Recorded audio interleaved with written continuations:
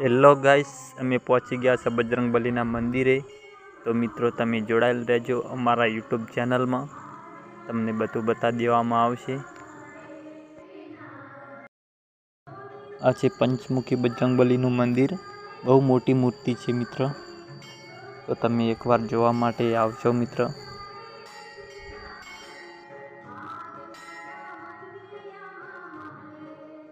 તો મિત્રો તમે વિડીયોમાં જોડાયેલ રહેજો, હજી ઘણું બધું બતાવવાનું બાકી છે। અમારા વિડીયોને લાઈક કરજો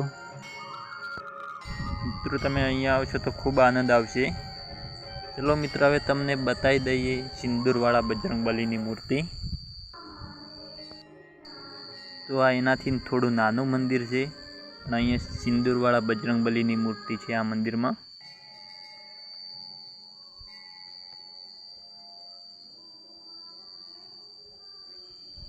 તો મિત્રો તમે જોઈ શકો છો, અહીંયા બાજુમાં મહાદેવનું શિવલિંગ છે, એની આગળ કઠેડી માતાનું મંદિર છે, એની બાજુમાં જે મંદિર દેખાય સિંદૂરવાળા બજરંગબલીનું મંદિર છે।